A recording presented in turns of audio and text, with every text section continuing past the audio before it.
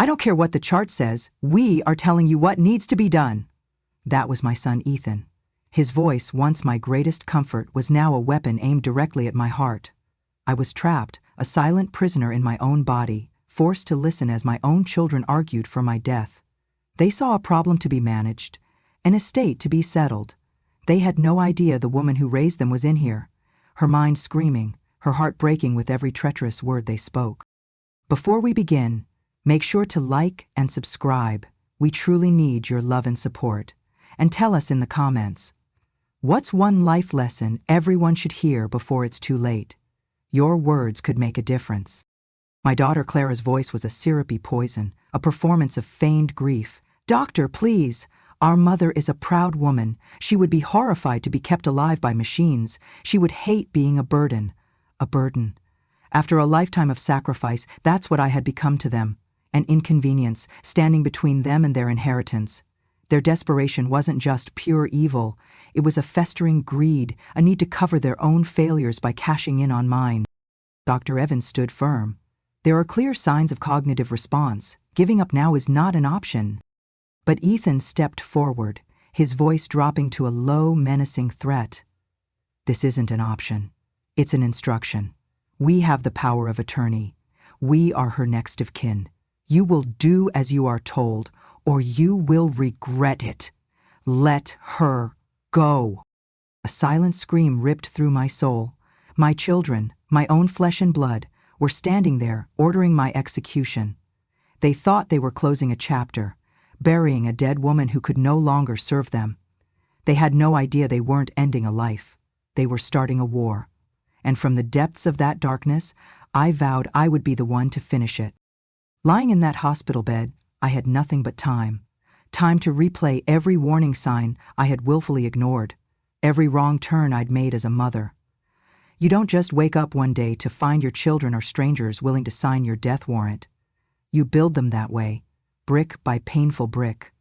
My husband John, God rest his soul, he saw the cracks forming years ago. You're building them a palace, Eleanor, he used to say, his voice gentle but firm. But you're forgetting to teach them how to build anything for themselves. He knew that struggle wasn't a curse, but a lesson. After he died, I think I tried to fill that gaping hole in our lives with things, with money. It was a fool's errand, a poor substitute for a father's wisdom, and it poisoned them. I can still see the look of pure disgust on Clara's face when I gave her the keys to a brand new, perfectly safe sedan for her 16th birthday. It wasn't just disappointment because her best friend got a convertible. It was a deep, personal offense. She threw the keys at me and screamed that I was embarrassing her. And what did I do? I caved. I took back the sensible car and co-signed a lease on the one she wanted, teaching her that my love was transactional and her happiness was something to be purchased. I taught her that my boundaries were meaningless in the face of her desires, a lesson she clearly never forgot. It was the same with Ethan. The bad investments in college, the credit card debts I quietly paid off, the startup I funded that vanished into thin air with nothing but excuses to show for it. Each time I'd tell myself, this is the last time. But their manufactured crises always felt more urgent than my own resolve. My bookkeeper and oldest friend, Maria, tried to warn me. They see you as a safety net with no bottom, Eleanor, she'd said just 6 months ago. They don't see a person, they see a resource. I dismissed her concerns, blinded by a mother's foolish pride, never wanting to admit that the children I had sacrificed everything for saw me as little more than a bank. But lying there, listening to the echo of their voices in that sterile room, I realized even that didn't explain the sheer panic I'd seen in their eyes. It wasn't just the cold calculation of greed. It was the frantic, cornered fear of an animal caught in a trap. It hit me then, a cold dread seeping through the paralysis, a realization that chilled me more than their betrayal. They weren't just trying to get their inheritance early because they were entitled. They were running from something, and they desperately needed me dead and buried to escape it. The silence of an ICU room isn't truly silent. It's a symphony of beeps and hums, and if you listen closely, you can hear the secrets that live in the hurried whispers from the hallway. My children thought I was a vacant shell, a body without a mind, and that was their first critical mistake. It gave me the one thing they didn't have, Time to think. Time to connect the dots between the panicked look in Ethan's eyes and the hushed, frantic phone calls Clara was making just outside my door. Their story, the one about my dignity and pride, was a lie, and beneath it the truth was beginning to surface, dark and ugly. It wasn't just entitlement, it was a suffocating desperation. That tech startup I had funded, the one I thought was just another of Ethan's failed dreams, it must have been a catastrophe. A black hole they had poured my money into, but it was worse than that. I realized they must have leveraged my own company, the business I built from the ground up, as collateral to secure other loans. They weren't just in debt to a bank. The kind of fear I saw on their faces belongs to people who owe money to sharks. The kind of creditors who don't care about repayment plans. My stroke wasn't a tragedy to them. It was a lifeline. My death was their only viable escape plan. To pull that off, they needed help. They needed someone who understood the legal maze of my estate, someone who could turn the documents I signed to protect my family into weapons against me, and my mind landed on him. Mr. Davies, our family lawyer for 20 years. The man who patted my shoulder at my husband's funeral and promised he would always look out for me. I could just picture him, smiling that thin reptilian smile, explaining to my children how my incapacity gave them full control. He wasn't just a lawyer, he was a vulture in a $1,000 suit, sensing a bigger payday by siding with the heirs than by staying loyal to a dying woman. But even a corrupt lawyer isn't enough to hide a business that's bleeding out. They needed someone on the inside, someone with access to the books who could help them cook the numbers and hide the losses from me, and especially from Maria, my razor-sharp bookkeeper.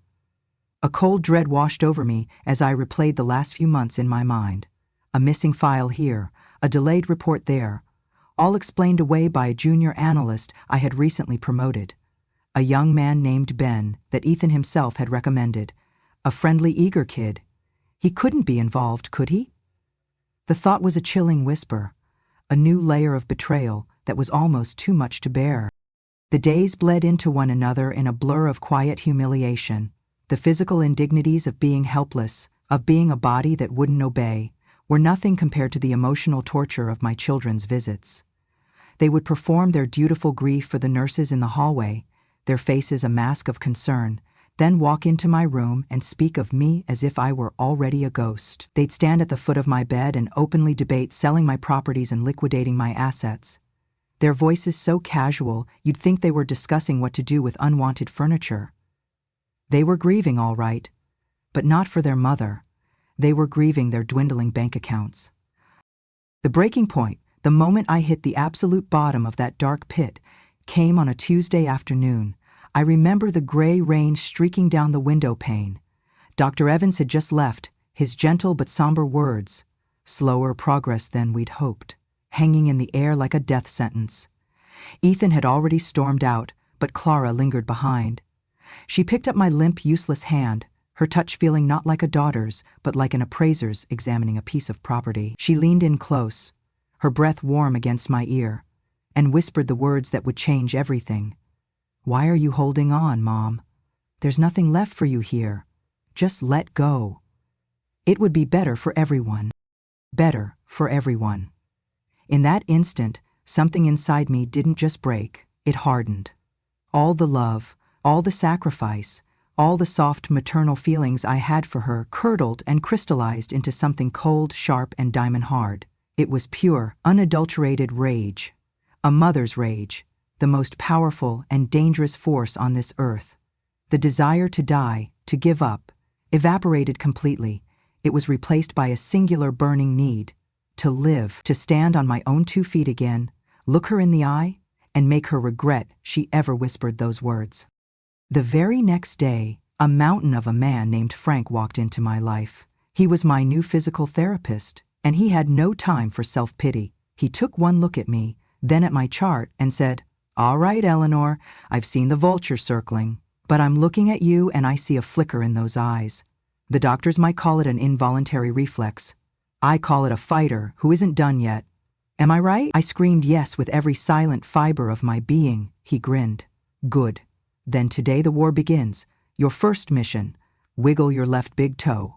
And as he spoke, fueled by the fire Clara had lit inside me, a single muscle obeyed, a tiny, defiant twitch. It was the first shot fired. Every twitch of a finger was a victory. Every garbled sound I managed to force from my throat was a milestone. To Frank, my therapist, these were signs of my fighting spirit, proof that I was still in there. To my children, however, they were complications.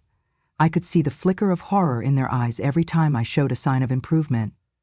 My recovery was an inconvenient wrench in their perfectly laid plans. But the real turning point, the moment the ground truly shifted beneath all our feet, didn't happen in physical therapy.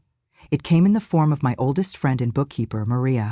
She didn't just bring grapes and magazines. She brought reinforcements. She told me how she'd been fending off Mr. Davies, their slimy lawyer, for weeks, stalling his increasingly frantic requests for financial records with excuses about off-site storage and system upgrades. Her loyalty was a fortress.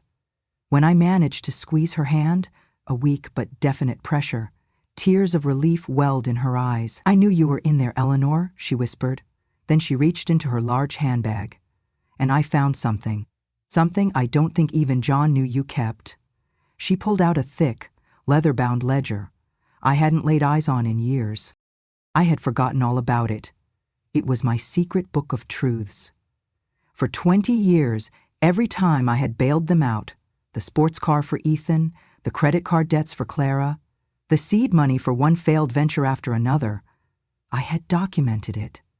Not out of malice, but out of a foolish, maternal hope that one day I could use it to teach them the value of money. The final page contained a notarized statement, signed by me long ago, declaring that every single entry was to be treated as an advance on their inheritance. They were plotting my death to inherit a kingdom, but the truth, written in my own hand, was that they had already spent most of it.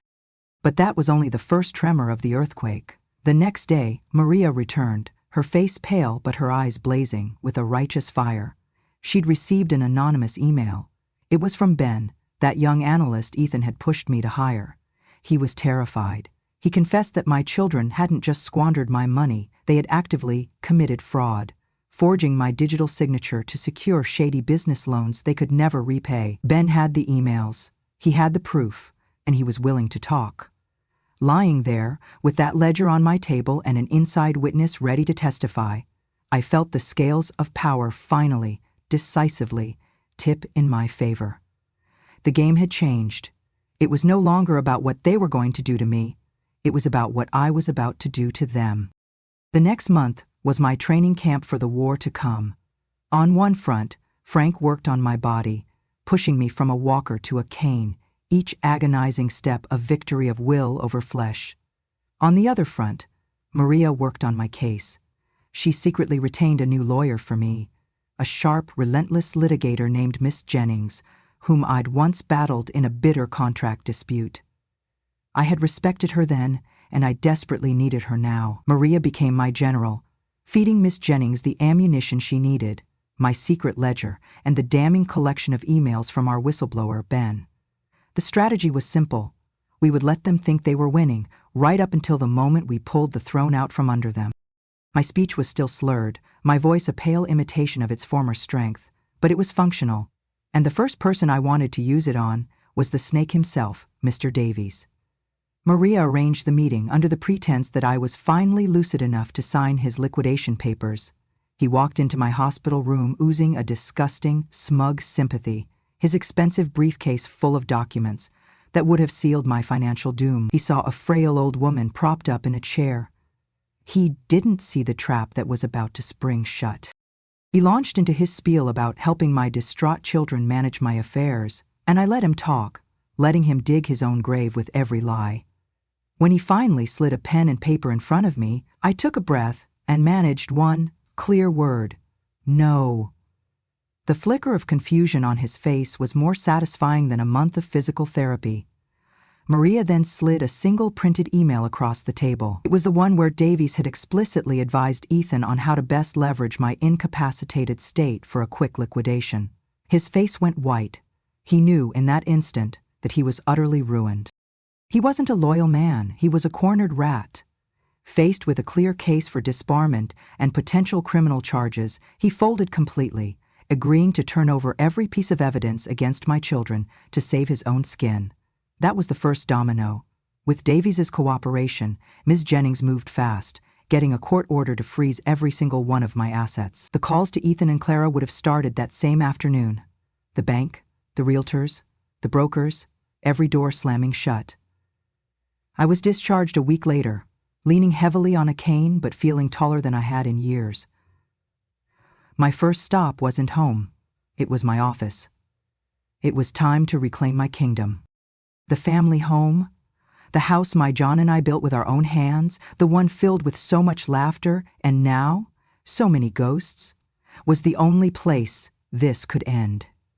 I had Maria call them for one final, urgent family meeting. The first thing they saw when they pulled into the driveway was the large "For Sale" sign I'd had hammered into the front lawn that morning. It was the opening salvo. Before they had even spoken a word, I wanted them to know that the world they had taken for granted, the life they were so eager to claim, was already gone. They burst through the door, sputtering with a mixture of rage and confusion, and found me in the last place they expected. I was not in my usual armchair, but sitting behind my late husband's grand mahogany desk in the study, a place of power, a throne they had never been allowed to occupy.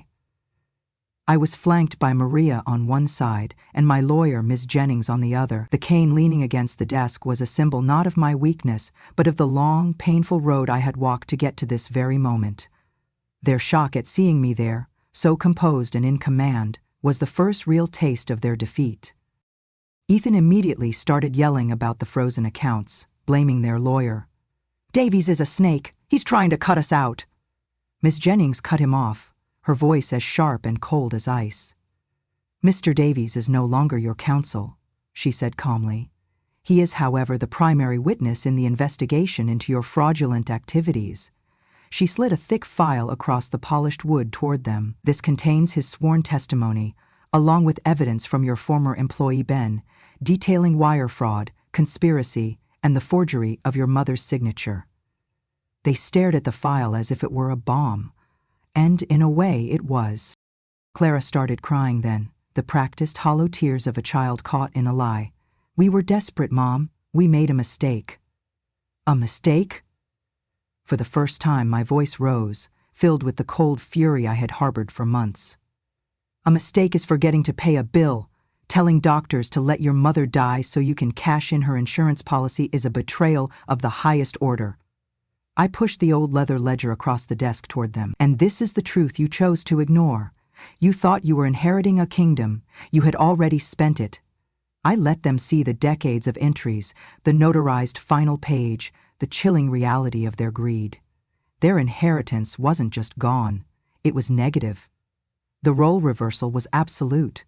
The helpless woman they left for dead was now the architect of their ruin, and justice, finally, had been served. In the end, there was no more yelling, no dramatic, tearful apologies, just a thick, heavy silence in that study, filled with the ghosts of everything they had broken. They stared at me, their faces hollow, still expecting something, a lifeline, a last-minute reprieve. Even after everything, after all the lies and the evidence laid bare, they still believed I was their eternal safety net. They had learned absolutely nothing, and that, I realized, was the greatest tragedy of all. With a strength I didn't know I possessed, I stood up, my cane a steady companion, and walked out of the room, leaving them behind with the wreckage they had made. I didn't press criminal charges. Ms. Jennings advised me that the legal battle would be long and the emotional cost far too high. Instead, I simply stepped away and let the world they had created catch up with them. Without my money to shield them, their creditors moved in. Ethan, stripped of his assets, now works dispatch for a trucking company, a life of frantic phone calls and endless problems he has to solve without my checkbook. Clara lost her fancy apartment and now works as a cashier, ringing up luxury goods for women she used to call her friends. It's not a dramatic downfall you see in movies. It's the slow, quiet, grinding reality of a life lived without the privilege they thought was their birthright. And me? I found a new purpose. The house was sold, the business restructured, and with the proceeds I started the John Collins Foundation in my husband's name. It provides financial and therapeutic support to stroke survivors and their families, turning the source of my deepest pain into a well of hope for others. My loyal friend Maria runs the day-to-day operations. Frank, my old physical therapist, is on the board. We even helped Ben, the young man who blew the whistle, get a glowing recommendation that landed him a fantastic new job. He made a mistake, but he had the courage to make it right. I still walk with this cane. It's a permanent reminder of that day in the hospital, but I no longer see it as a symbol of my weakness. I see it as a symbol of my survival. I see now that in my desperate desire to give my children everything, I failed to give them the one thing that truly mattered: character. So let my story be a warning. Love your children, support their dreams, but do not cripple them with privilege. Build them a foundation of respect, gratitude, and resilience. Because a person's true worth is never measured by the inheritance they expect to receive, but by the integrity they show when they think no one is watching.